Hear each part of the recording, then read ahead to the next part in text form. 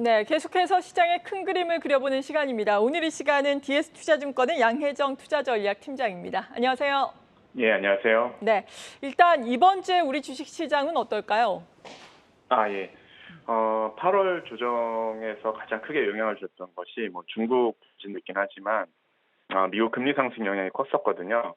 그러니까 미국 경제가 너무 좋다 보니까 금리를 더 올리지 않겠냐 이런 신호들을 계속 줬었고, 그런데 이제 고용 지표 과열이 좀 진정되는 신호가 좀 나왔었잖아요. 그러다 보니까 금리가 이제 최근에 좀 좀 하락합니다. 예, 그래서 이런 흐름으로 보면은 일단 금리의 영향이 좀 긍정적으로 바뀌었기 때문에 지수 반등이 있었고요. 이러한 것들은 왜냐면 이제 9월 이제 FOMC를 앞두고 이제 금리 동결 가능성이 높아지기 때문에 이번 주 시장은 그렇게 나쁘지는 않을 것 같다. 네, 그렇게 말씀드릴 수 있을 것 같고요. 그리고 외국인 같은 경우가 계절적으로 보면은 9월부터는 좀 약간 한국 시장을 좀 매수로 좀 돌아서기 시작하거든요. 뭐 여러 가지 요인이 있겠지만 일단 배당이나 뭐 이런 이슈도 있을 것 같고요. 최근에 보면은 이제 한국 수출이라든지 이런 반도체 반등 뭐 이런 것들을 좀 외국인들이 좀 보는 것 같아요. 그래서 외국인 수급도 좀 나쁘지는 않을 것 같다. 이 정도로 말씀을 드릴 수 있을 것 같습니다. 네. 네, 다행스러운 부분입니다. 외국인 수급 나쁘지 않은 가운데 국내 증시도 상승 탄력을 좀 키워갔으면 하는 바람입니다. 그리고 이번 주에 여러 가지 경제 지표들 여전히 발표가 되게 됩니다. 중국 같은 경우에도 수출입 동향이 발표가 되는데 이 영향은 우리 증시 어느 정도나 받을까요? 어떻게 예상을 하고 계십니까, 지표는?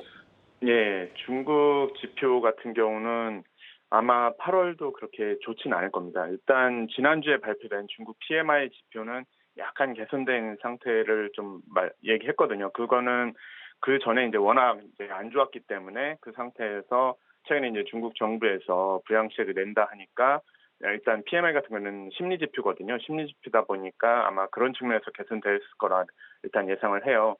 그런데 이제 전반적으로 보면은 아직 뭐 뚜렷하게 개선되는 신호들은 없을 것 같다. 왜냐면 한국 수출 같은 경우도 최근에 보시면은 일단 마이너스 폭은 줄였는데 마이너스 폭을 확 줄이지는 못했어요. 그러니까 계속 이제 바닥에서 이제 왔다 갔다 하는 정도, 뭐 이 정도라고 보시면 될 것 같고요. 중국 지표에서 좀 주목해서 봐야 되는 것은 저희도 이제 계속 보는 건데 중국은 지금 부채가 많기 때문에 디플레이션이 가장 큰 관건이거든요. 미국 같은 경우는 부채가 많지만 인플레이션이기 때문에 부채를 인플레이션으로 녹여낼 수가 있지만 중국 같은 경우가 디플레이션이 되면은 부채를 좀 녹여내기가 쉽지 않거든요. 디레버리징이. 예, 그렇기 때문에 물가 지표를 좀 이렇게 봐야 되는데 물가 지표가 만약에 소비자든 생산자 물가든 이것이 개선되는 게 나타나면은 중국 소비가 조금은 나아졌구나.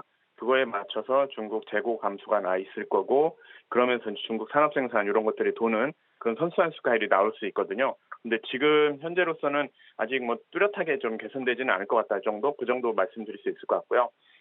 다만 이제 한국 수출 측면에서 보면은 약간 역성장 폭은 계속 줄여갈 거다. 이 부분을 좀 눈여겨보는 게 더 낫지 않나 이렇게 말씀드릴 수 있을 것 같습니다. 네, 그래도 최근에 중국에서 보자면은 여러 가지 뭐 경기를 부양하기 위한 뭐 경기 부양책, 증시 부양책이라든지 이런 또 안정화 대책이 나오고 있지 않습니까? 추가적인 네. 대책에 대한 기대감은 지금은 어떻습니까?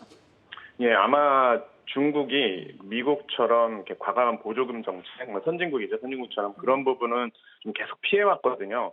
예, 계속 피해왔다는 측면에서 지금 생각해 볼 수 있는 것은 중국이 계속 내놓고 있는 그 부양책이 누적되면서 그 누적된 것이 이제 합계로 봤을 때 얼마나 이제 효과를 발휘할 거냐, 이게 좀 중요한 것 같아요.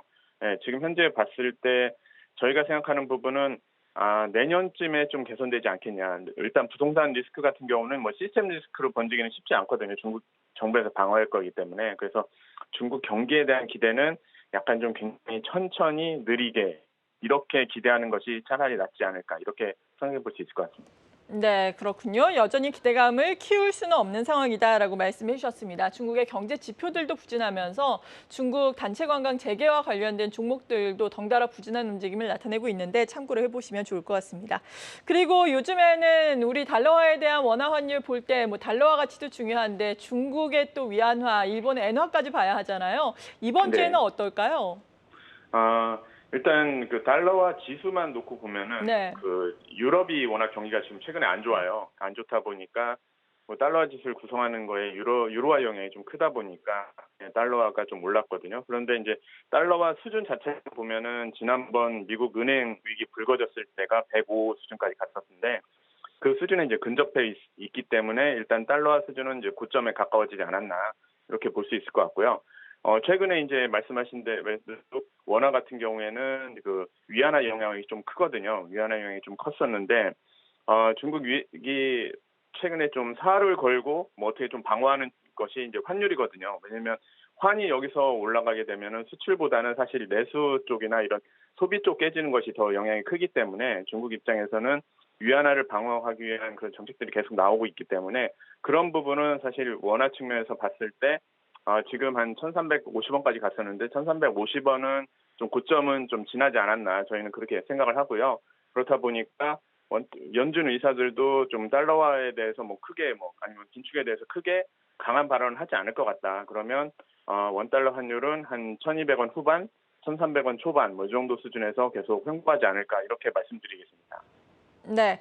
그리고 오늘 무엇보다의 관심사는 반도체가 과연 시장을 이끌 것인가 이 여부였는데 삼성전자 약간 차익 실현 매물이 나오면서 좀 실망감을 줬었습니다. 하지만 이 시각 현재 밑꼬리가 또 길게 달리면서 1.40%로 다시 한번 또 오름폭을 약간씩 확대를 해나가고 있는 분위기인데 앞으로의 반도체주에 대한 전망은 어떻습니까? 예. 반도체 어떤 그 숫자라든지 이런 부분은 전반적으로 보면 디램 가격이라든지 낸드 가격, 이런 메모리 가격은 약간 최근에 좀 올라오고 있었어요. 올라오고 있는 상태였고 반도체 수출도 보면은 지난 2월이 가장 수출 증가율이 마이너스 폭이 컸던 시점이었어요. 그때가 마이너스 42%까지 컸던 시점인데 그 후에 사실 마이너스 폭은 조금씩 줄여오고 있었습니다. 다만 이게 마이너스 폭을 줄였을 뿐이지 플러스로 돌아서야 되는 성장이라는 것이 확인되기 때문에 그 부분에 대한 어떤 실망감이 좀 있었던 것 같은데 전반적으로 보면은 일단 최근에 보면은 중국 같은 경우 이제 부양책을 내놓고 있고 그러다 보니까 이제 가전이라든지 이런 소비 이런 수요도 좀 있을 것 같다는 생각이고 특히 이제 미국 ISM 제조업 지표 보면은 이게 이제 46, 47, 47.6까지 그러니까 조금씩 이 부분도 올라오고는 있습니다. 예, 그런 부분이 약간 이제 반도체 측면에서 봤을 때 한국 그 반도체 수출 같은 경우가 좀 돌지 않을까 이런 부분을 좀 예상해 볼 수 있을 것 같고요.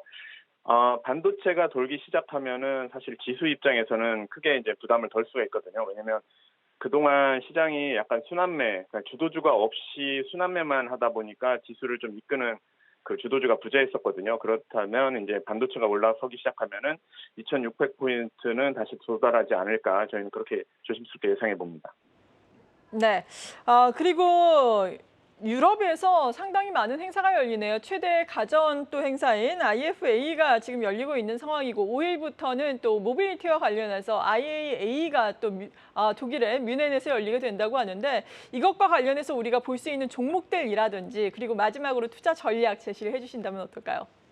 예. 아까 그 가전 행사도 보면은 베를린에서 있는 가전 행사도 전반적으로 보면 AI 뭐 그다음에 최근에 이제 좀 시장에서 관심이 많이 갖고 있는 로봇 관련된 부분, 그다음에 각 가전들을 갖다가 상호 연결시키는 뭐 초연결 이런 부분은 사실 작년에도 있었던 부분인데 올해는 더욱 이제 AI 쪽이나 로봇이나 이런 부분이 더 부각되는 것 같아요. 그래서 현재 보면은 지난번 그 최근에 이제 삼성전자와나 하이닉스나 이런 부분도 보면은 다시 AI 반도체 관련된 수요 이런 부분이 화두가 되고 있잖아요. 그러다 보니까 이 AI 관련된 산업 성장 이런 부분은 계속 눈여겨볼 수밖에 없지 않나.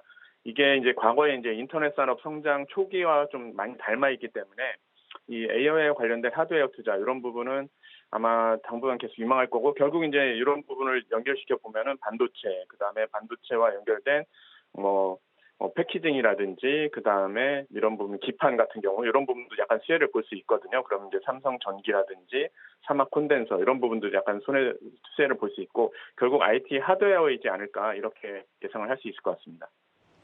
네, 지금까지 DS투자증권의 양혜정 투자전략팀장으로부터 큰 그림을 그려봤습니다. 감사합니다. 네, 감사합니다.